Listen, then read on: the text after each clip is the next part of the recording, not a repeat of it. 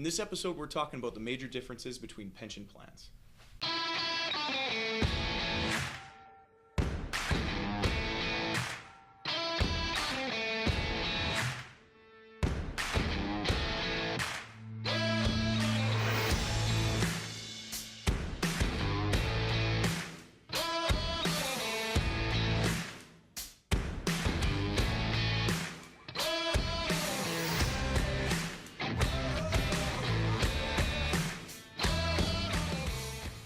So when it comes to retirement, one word that chances are it's going to come up: pensions, work pensions. With work pensions, it's important that you understand what type of pension you have so that you can make the right decision at retirement for yourself.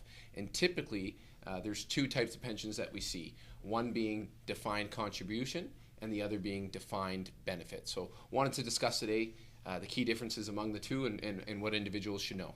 Yeah, that's right. So there's as you said, the two major pension plan options out there, which are defined benefit, defined contribution. Let's start with defined benefit and dive deeper into that one. Defined benefit, actually, the name kind of describes it all. Yeah. In that you have a defined benefit at the time of retirement. And how it works is that you generally an individual and their employer will contribute into this at various levels. And what they do is project forward, and the time of that individual retiring, they're going to get a select amount of money on a monthly basis, or be able to take out a certain amount of money from that pension plan at that time. And it typically depends on what that amount is, would typically depend on their last 5 years of income. And there's a formula which most pension plans will use to determine what it is. Every pension plan's a little bit different, but that's kind of the basics of it. So when you retire with a defined benefit pension plan, they generally will give you a number of options. You can take a monthly benefit, in which case you can have different survivor options. So if you take a lifetime pension, meaning that you take as much as possible for income, there's no survivor benefit. So if you're married, you have a spouse, they wouldn't receive anything after you pass away. Okay. There's other options like different percentages, like 2/3 to your spouse or half, and a variety of other things you can do there. But it should all be very clearly laid out when you retire.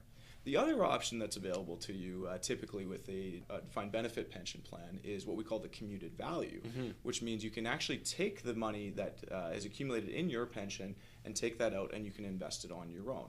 And what you can do is produce the same amount of income that your pension plan would have paid on a monthly basis. Of course, in that case, you're investing the money yourself, but you get complete control over it as well. You can take more income when you're young, less income when you're older, when you might not need as much. You have complete control over the investments, so you get to choose what you own and make sure that you're really comfortable with it.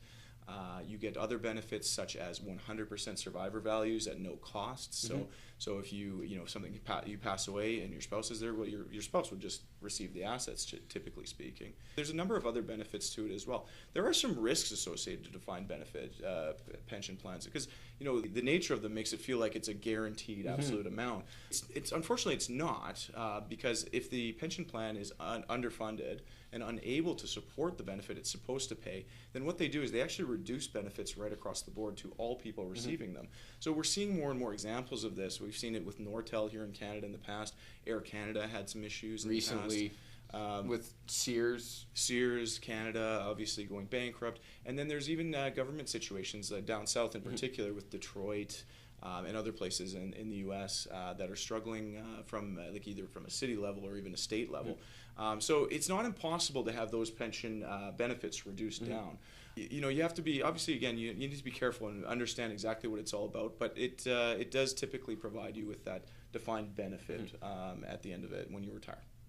When you're talking about the survivorship benefits there, what about when both spouses are deceased? So one had passed away, the pension moved over to the other spouse. What happens when that spouse passes away? Yeah, that's a really good question because it's really important for most people to ensure that their family is keeping the assets if they can.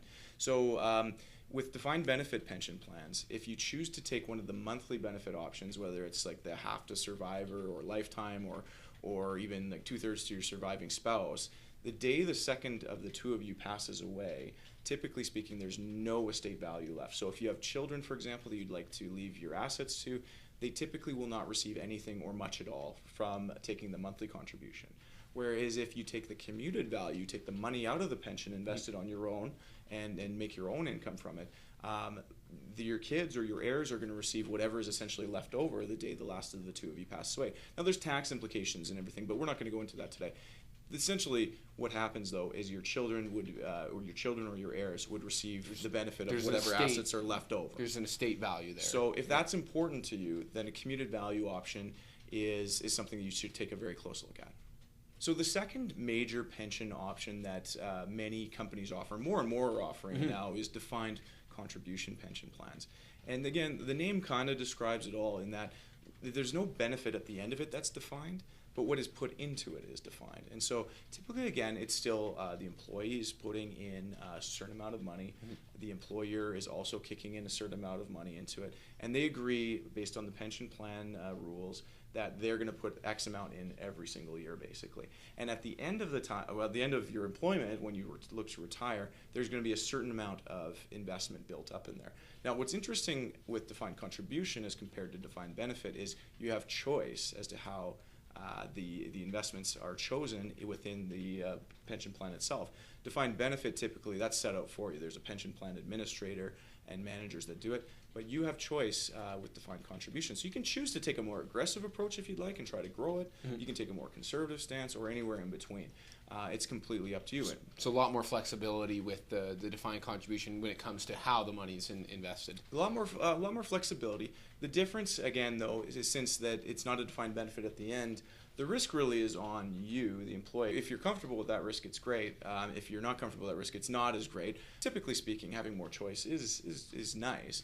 When you choose to retire, the amount of money that's left there, you'll have some options available. Like you could choose to buy an annuity with it, which might be a good option depending on where interest rates are and things like that. But you also could choose to transfer it out to another investment structure called a life income fund or a LIF, and then you can start drawing your income out of it in retirement. So, and depending on, again, how those investments do will ultimately determine how much income you can have in retirement with the defined contribution.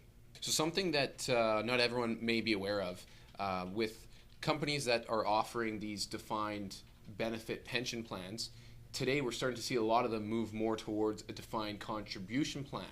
Tell us a little more about why we're seeing this movement. It's something that we've seen a lot more of in the last probably 10 years, in that the companies who have formerly offered defined benefits are now putting all new employees into defined contribution plans.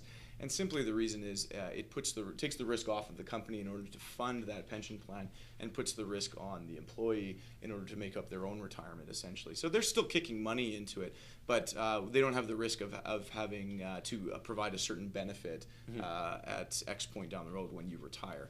Instead, all they're willing to commit to is a number that they're comfortable with to put into the investment, and then whatever's left over at the end is what you get. So they're really unloading the responsibility, the liability of the pension plan as much as possible. Well, the cost, because those defined benefit pension plans typically have been very costly for the companies to manage. The defined contribution if reduces that cost for the companies as well. Yeah, exactly. Defined benefit plans were created a long time ago as a way to attract good employees to these companies. And things are just a little bit different now, where they're, they still want to offer a pension plan, but the defined benefit is so costly that in some cases it's putting a bit of a stranglehold on certain companies. Yep. And so they're trying to reduce their costs. As well as their risk. As well as their risk, exactly. As you can see, there's two different major differences in the pension plans: defined benefit versus defined contribution. You don't really get to choose; you get what you get depending on who your employer is. Yeah. But there's lots of different options available depending on which one you have. And so we strongly encourage you to get expert professional opinions on what it means for you and what your retirement looks like, and have a good retirement plan in place, because depending on what kind of pension plan you have is ultimately going to determine what kind of options you have, and that's very important to understand. Frankly, when it comes to retirement and your pension plans, this is one of the most, if not the most important financial decision you will ever make, even potentially bigger than buying a house. Wow. So it's important you get it right. You only get one shot at it, so make sure you're getting all the information up front before you make that decision. So I think with that, if you do have any questions, please feel free to reach out to us. cgwfamilywealth@nbc.ca is our email, so reach out to us. We're more than happy to speak with you.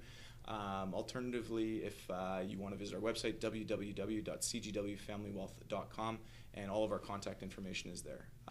Thanks very much. This has been great. Ready? Aim. Fire.